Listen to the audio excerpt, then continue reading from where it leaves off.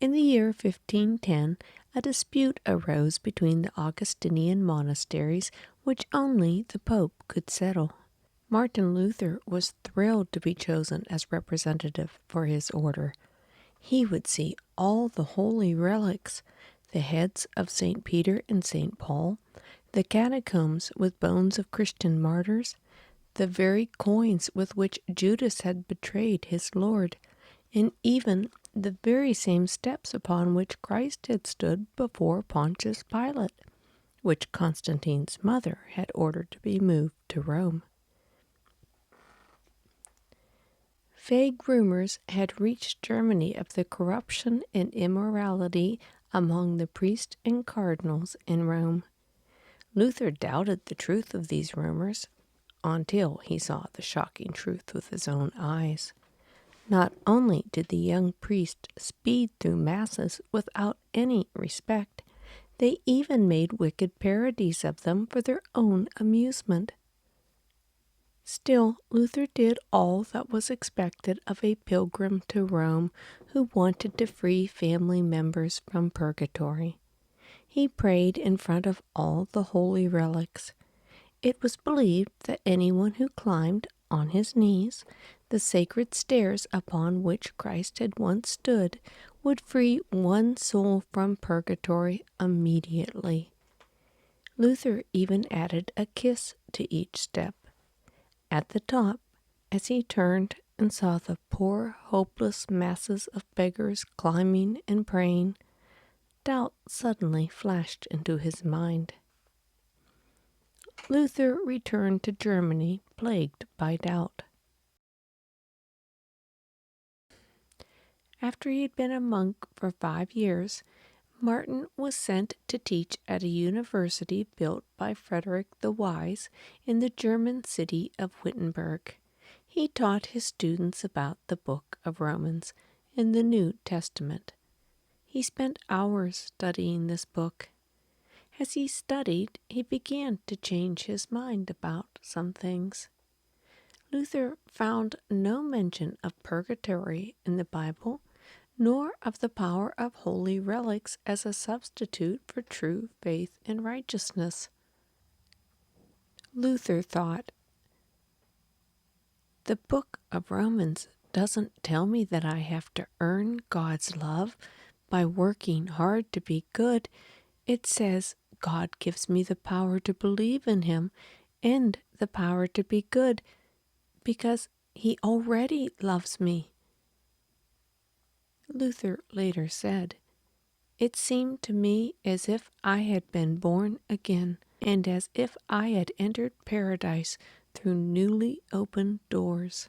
When Luther looked around, he saw that many other people had the wrong ideas about God, and he thought that the Church's teachings made these wrong ideas stronger. The Catholic Church had begun to teach that God would only forgive sins if the sinners did penance, special deeds like giving money to the poor or confessing their sins in public to show that they were sorry. But the Church also taught that sinners could get out of doing penance by paying a certain amount of money to the Church. This practice was called selling indulgences. Martin Luther believed that indulgences were wrong. He preached that God would forgive any sinner who believed in Jesus Christ, and not just those who did penance or bought indulgences. So he made a list of 95 reasons why indulgences were wrong. Now this was a standard practice, to nail on the church door what you wanted to debate with the church. So following standard church practice, on October 31st, All Saints' Eve, 1517, Luther nailed a copy of his list, called the 95 Theses, to the church door in Wittenberg. This was his way of inviting other churchmen to debate with him about these ideas. But Luther found that people all over Germany were interested in his list. With the new printing press, copies were quickly made and handed out. Hundreds of people were discussing Martin Luther's 95 Theses. For the first time, people were beginning to say out loud that the Catholic Church might not always be right. The year after Martin Luther's visit to Rome, Pope Julius was involved in another one of his holy wars, but this time he had switched partners. This time, Venice was an ally, and the former ally, Louis XII, was the wicked enemy to be reviled and excommunicated.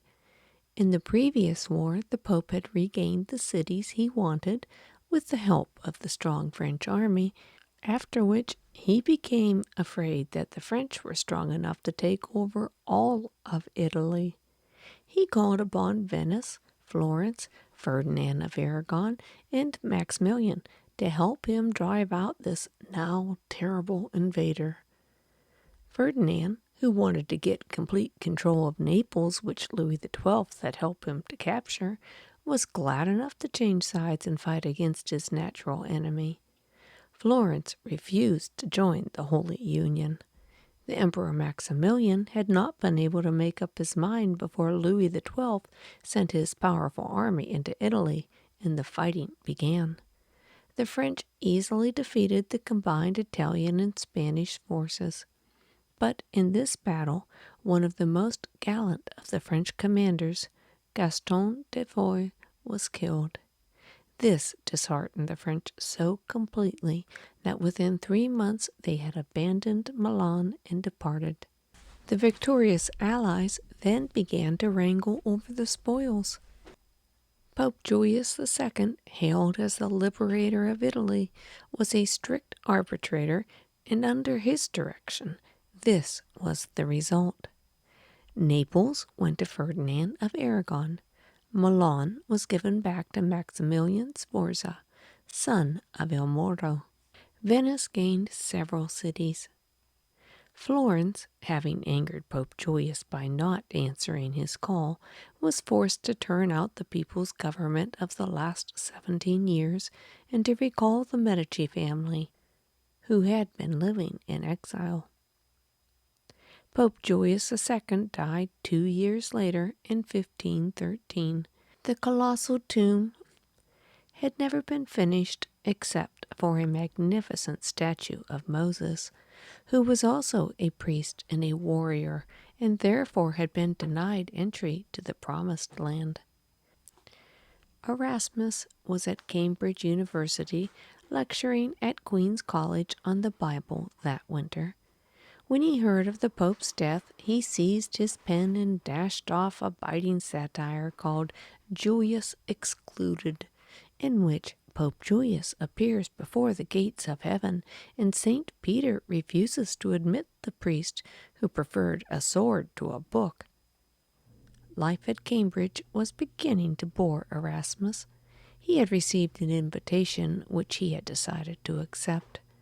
It was from Margaret of Austria, who was now regent of the Netherlands.